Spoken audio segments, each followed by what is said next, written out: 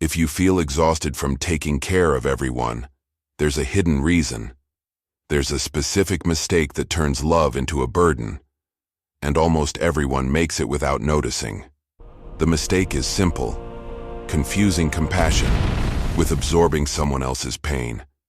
Today I'll give you one question and one sentence, that's it, so you can care, set boundaries, and stay whole. And before you think this sounds cold, let me prove it with an ancient story. Here is in Buddhist teaching. A mother had two sons. The elder became a merchant and regularly crossed the ocean to trade. The younger became a farmer and never left the village. During the monsoon season, when the ocean became dangerous, the mother worried constantly.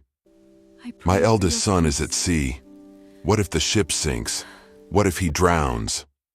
During the dry season, when rain failed and crops withered, she worried just as much. My youngest son has no rain. What if the harvest fails? What if he starves? She never had peace. In the rainy season, she suffered for her son on the sea. In the dry season, she suffered for her son on the farm. One day, a monk visited, and she told him of her suffering. He said, "You love your sons. That is natural. That is beautiful. But you have added suffering to love. You cannot control the ocean. You cannot control the rain. Your sons are heirs of their own actions. Each faces his own karma. You can offer love, wisdom, support, but you cannot live their lives for them. When you try to carry what you cannot carry, you suffer unnecessarily." Taoism teaches acting without carrying the world on your back. Buddhism teaches caring without bleeding. Vedanta teaches serving as an instrument, not an owner of outcomes. Stoicism teaches acting because it is right, not because the world rewards you. So how do you care without breaking? Before we begin, let's clarify the concepts we're exploring. Upekkha, in Pali, the language of early Buddhism, means equanimity. It's the fourth of the Brahma Viharas, the four divine abodes. But it's not indifference, it's active balance, caring without drowning. The Brahma Viharas are four qualities the Buddha taught as foundations of spiritual life: metta, loving kindness; karuna, compassion; mudita, empathetic joy; and upekkha, equanimity. Oikiosis in Greek means appropriation or familiarization.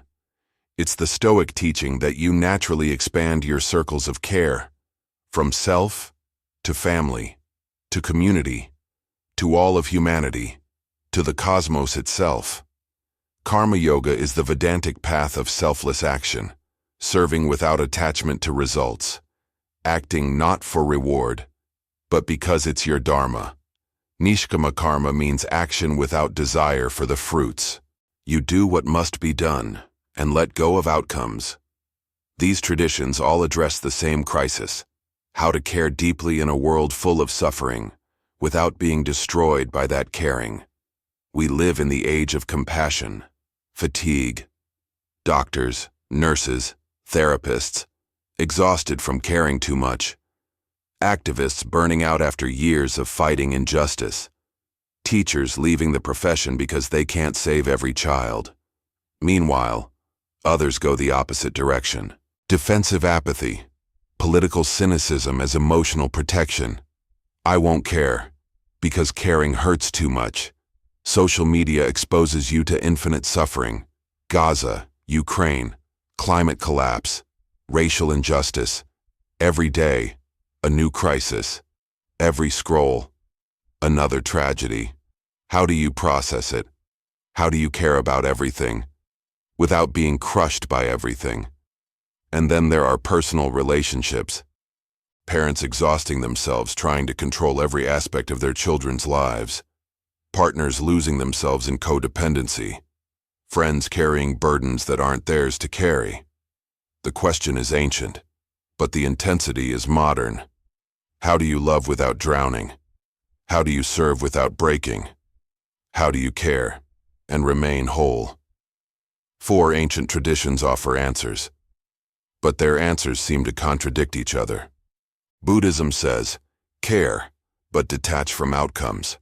Recognize limits. Practice equanimity. Stoicism says, expand your care. Take responsibility. All of humanity is your family. How can both be right? Or do you have to choose detachment or engagement? Buddhism begins with a crucial distinction. There are 4 Brahma Viharas, 4 divine abodes, 4 qualities to cultivate. The first is metta, loving kindness, wishing well-being for all beings, not just people you like, all beings. The second is karuna, compassion, wishing for the end of suffering. When you see pain, the heart naturally responds. That's karuna. The third is mudita, empathetic joy, rejoicing in others' happiness, not envying their success, but genuinely celebrating it. And the fourth is upekkha, equanimity. This is where most people misunderstand Buddhism. Upekkha is not indifference. It's not I don't care. It's I care, but I recognize the limits of what I can control. Here's the insight. You can feel compassion without suffering personally. The Buddha didn't say, don't help people. He spent 45 years teaching, healing, serving. But he did so without the grasping, anxious quality that turns caring into torment. The difference is subtle, but profound. When you see someone suffering, karuna arises. That's natural. That's good. You want to help. But then the mind adds, I must fix this. I must save them. If I fail, it's my fault. If they suffer, I've failed. That's not compassion anymore. That's ego, disguised as compassion. The Anguttara Nikaya, one of the Buddha's core teachings, says it clearly. All beings are the owners of their actions, heirs of their actions, born of their actions, related through their actions, and have their actions as their refuge. This is hard to hear, but it's liberating. You are not responsible for everyone's karma. You cannot save anyone from their own consequences. You cannot live their life for them. What you can do, offer love, offer wisdom, offer practical support. What you cannot do, control outcomes, guarantee results, prevent all suffering. When you confuse the two, you suffer needlessly, and ironically, you become less helpful because you're drowning. Here's the practice of upekkha. Visualize someone you love who is suffering. Feel the compassion arise, that tightness in the chest, that wish for their pain to end. Now, silently say, all beings are owners of their actions, heirs of their actions. I can offer support, but I cannot control their journey. I cannot live their life for them. Breathe. Feel the difference between compassion and anxious grasping. Compassion says, I care. I'll help if I can. Anxious grasping says, I must fix this. Their suffering proves I'm failing. The first is sustainable. The second destroys you. Try this practice today. When someone you love is struggling, ask yourself, can I actually control this outcome? Be honest, not can I influence it, but do I control it? Usually, no. Then ask, what can I offer? Maybe it's presence. Maybe it's practical help. Maybe it's just listening. Offer that. Fully. Wholeheartedly. And then, let go of the result. You did what you could. The rest is not in your hands. This isn't coldness. This is wisdom. Now Vedanta enters with a related but distinct teaching, Karma Yoga. Karma Yoga is the path of selfless action. You act, but without attachment to the fruits of action. The Bhagavad Gita is the great text of Karma Yoga. Arjuna, the warrior, is paralyzed before battle. He doesn't want to fight, doesn't want to cause suffering. Krishna teaches him, you have a right to perform your prescribed duties, but you are not entitled to the fruits of your actions. Never consider yourself to be the cause of the results, nor be attached to inaction. Act. Do what must be done, but don't cling to outcomes. Here's the Vedantic insight. You're not the doer. Your ego thinks, I'm doing this, I'm helping, I'm making a difference. But Vedanta says, you are Brahman, infinite consciousness, playing a temporary role. Actions happen through you, but you are not the author. When you act from this recognition, there's no burnout, because there's no ego taking credit or blame. You're an instrument.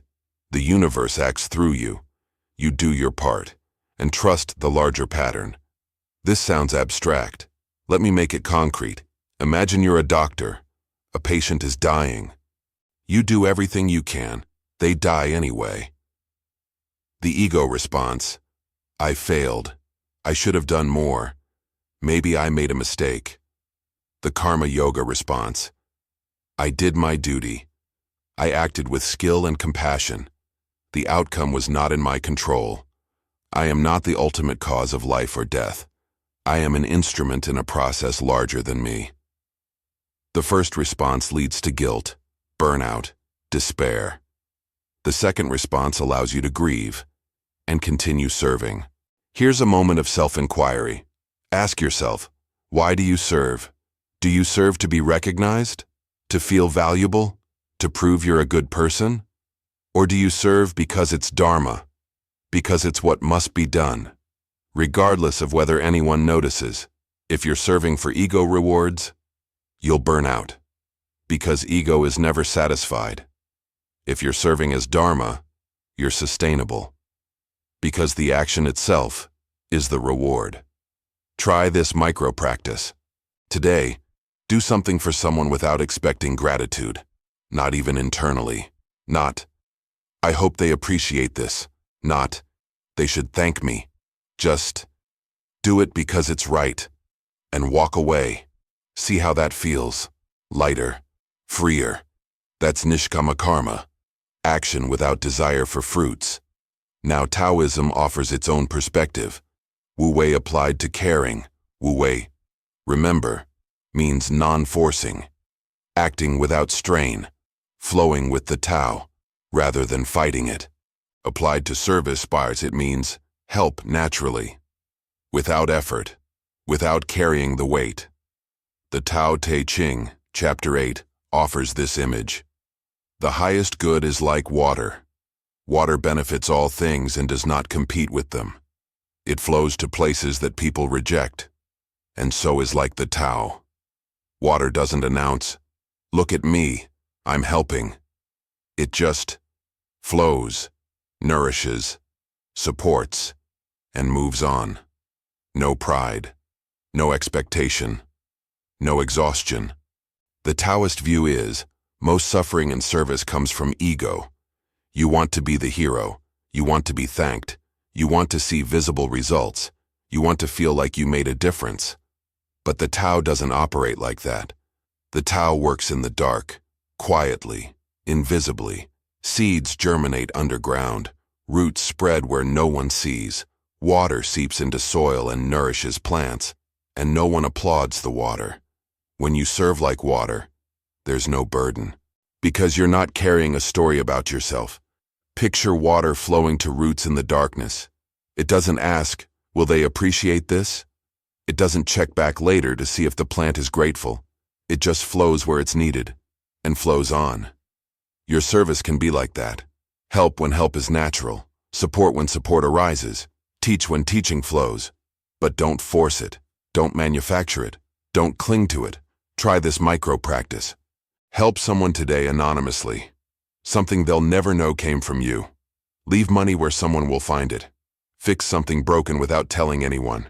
Send an encouraging message unsigned. Not to be humble, not to prove you're egoless, but just to see. What does service feel like when there's no recognition possible? Often, lighter, purer, more joyful. That's the natural virtue, flowing without intention. Then Stoicism enters with a radically different approach. The Stoics don't say, detach. They say, expand your attachment. This is the teaching of oikiosis, appropriation or familiarization. The Stoic philosopher Hierocles described it as concentric circles. At the center, you. First circle, your immediate family. Second circle, extended family and close friends. Third circle, neighbors and community. Fourth circle, fellow citizens and countrymen. Fifth circle, all of humanity. Sixth circle, nature, the cosmos itself. The Stoic practice is this: deliberately pull the outer circles inward. Treat strangers like family. Treat foreigners like neighbors. Treat all humans like brothers and sisters. Why? Because all humans share the logo, the rational divine nature. Marcus Aurelius writes in his Meditations, "We are made for cooperation, like feet, like hands, like eyelids, like the rows of upper and lower teeth.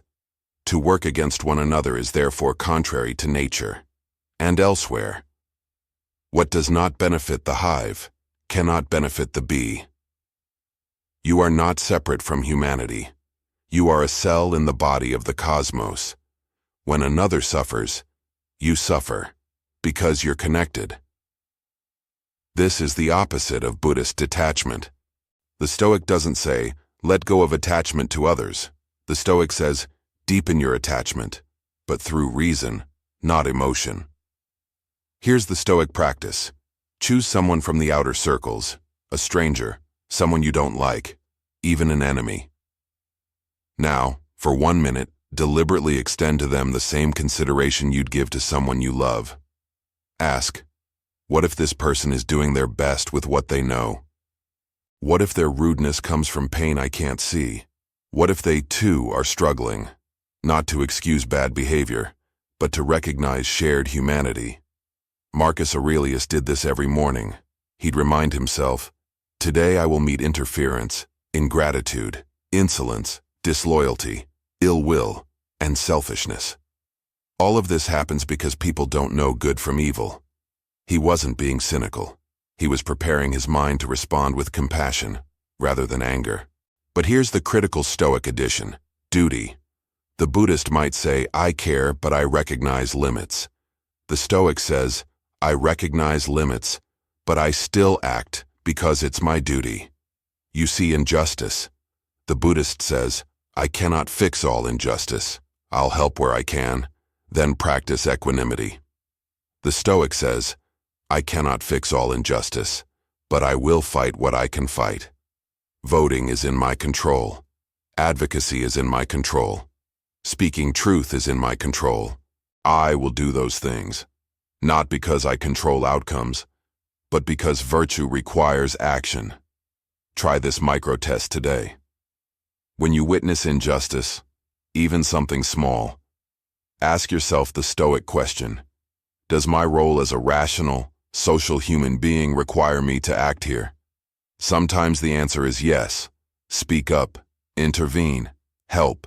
Sometimes the answer is no. It's beyond your scope. Let it go, without guilt. The key is asking consciously, rather than acting from anxiety, or avoiding from apathy. Now let's put all 4 philosophies to the test. You're walking through the city. You see a person experiencing homelessness, asking for money. What do? The Buddhist response: upekkha, feel compassion. Karuna naturally arises. This person is suffering. Offer help if you can. Money, food, directions to a shelter, whatever is in your power. But recognize, this person's situation is the result of infinite causes. Their karma, social systems, mental health, addiction, circumstances you can't see or change. You can offer support in this moment, but you cannot save them. You cannot guarantee they'll use help wisely. You cannot fix the systems that created this. Do what you can, then let go.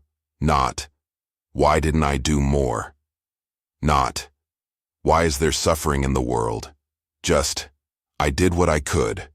The rest is not mine to carry. This isn't coldness. This is recognizing reality. You can help some, not all, and that's okay. The Vedantic response. Karma Yoga. See this person as a manifestation of the same Brahman you are. Not other, not less. just consciousness expressing through a different form. Serve not from pity, but from recognition of unity. There is no separation. Helping them is helping yourself. Offer what you can, but without ego. Don't think, I am helping this poor person. Think, Dharma is fulfilling itself through me. And afterward, let go. You don't know what's best for this person. Maybe this experience is part of their spiritual path. You simply act rightly and move on. Not your karma, not your result, just your duty. The Taoist response, Wu Wei. If you have something to offer it naturally, like a river flowing to a dry valley. No ceremony, no pride, no internal story about I'm a compassionate person. Just act and continue walking. But if you don't have anything to offer, don't force it. Don't torture yourself with should. The Tao places each person where they are for reasons you cannot see. Your task is not to fix all suffering. That would be cosmic arrogance. Your task is to respond naturally when the moment calls, and when it doesn't, flow onward, without carrying guilt. The Stoic response. Oikeiosis. See this person as part of the shared logos, a member of humanity, your brother or sister in reason. Ask, what does my role as a rational human require? Answer, help immediately if possible. Give money. Buy food. Offer practical support. But also, feel systemic responsibility. This isn't just about charity today. This is about justice. Why does the system allow this? Your duty isn't just giving money. It's working for structural change, advocacy, voting, supporting organizations. And if you can't do anything right now, don't flagellate yourself, but commit to future action. Stoicism doesn't accept helplessness. There's always something in your control, even if it's just your internal response. So which is right? They're emphasizing different things. Buddhism, inner peace first. You can't help others if you're drowning. Vedanta, unity consciousness, serve from wholeness, not from lack. Taoism, naturalness, help when it flows naturally, not when it's forced. Stoicism, moral duty, your peace comes from doing what's right, not from outcomes. But there's real tension here. Upekkha can become apathy. It's their karma, not my problem. Oikeiosis can become burnout. Everything is my responsibility. I can never rest. The Buddhist might say to the Stoic, you're going to destroy yourself trying to save everyone. The Stoic might say to the Buddhist, you're using equanimity as an excuse for inaction. Now a harder scenario. Your child, or someone you love deeply, is making destructive choices. Drugs, an abusive relationship, a self-destructive career path. You've tried everything. Talking, pleading, boundaries. Nothing works. What do? The Buddhist response, you cannot live their life. They are heirs of their own actions. They must face the consequences of their choices. Offer love, unconditionally. Offer wisdom when asked. Offer practical support. But recognize, you cannot stop them from suffering. And trying to force it will create suffering in you, and in them. Practice upekkha. I love you, I'm here, but I cannot live your life for you. This is not abandonment. This is wisdom. The hardest form of love is sometimes letting go. The Vedantic response. Your duty as a parent is to teach, guide, model Dharma, but you do not control their choices. You act with full effort, but without attachment to results. You plant seeds, you water, but you cannot force the flower to bloom. Serve them as an instrument of the divine. But remember, they are also expressions of Brahman, walking their own path. Your completeness doesn't depend on their choices. You are already whole. The Stoic response. Your duty is to teach, to guide, to model virtue. You control your effort as a parent. You do not control their decisions. Do what nature demands. Try. If you fail, it was not moral failure. It was natural limits. Continue loving. Continue offering wisdom. But accept. They have their own journey, their own lessons to learn. Your character is not determined by their choices. Your character is determined by how you respond to their choices. Grieve if you must. That's natural. But don't let grief become a judgment that you failed, simply because outcomes were beyond your control. The Taoist response: you are fighting, and the fighting makes it worse. Let go, not of love, but of the desperate need to force, like water around a rock. Water doesn't fight the rock. It flows around it, patiently, over time. Even stone yields. Your child will make their choices, suffer their consequences, learn their lessons. Your role: be the water, present, gentle, persistent, but not forcing. Trust the Tao, trust the process. Even suffering has a place in the pattern. Is there a synthesis? Perhaps. Act with full engagement, but without neurotic attachment to outcomes. Care deeply, but recognize what you cannot carry. Serve as an instrument of something larger, without ego claiming credit or blame. Flow naturally in service without turning love into burden. But there's still a real choice. Buddhism eventually says, detach even from loved ones. All attachment leads to suffering. The goal is nirvana, freedom from clinging. Stoicism says, deepen your bonds through reason. Expand your care to all humanity. The goal is eudaimonia, flourishing through virtue and connection. You cannot do both fully. One wants transcendence, one wants excellence in engagement. Which resonates with you? Who would you be if you cared deeply about everything, but were broken by nothing? Buddhist detachment can become coldness. Stoic engagement can become exhaustion. But there's a deeper question all four traditions face. What are you actually aiming for? Buddhism seeks nirvana, the end of suffering, the extinguishing of craving. Stoicism seeks arete, excellence, living virtuously in this world. Vedanta seeks moksha, liberation, recognizing you are Brahman. Taoism seeks harmony with the Tao, naturalness, simplicity, flow. 4 goals, 4 paths, 4 kinds of human beings. Next video, we'll dive into enlightenment versus excellence versus harmony. Which one is yours? See you there. See?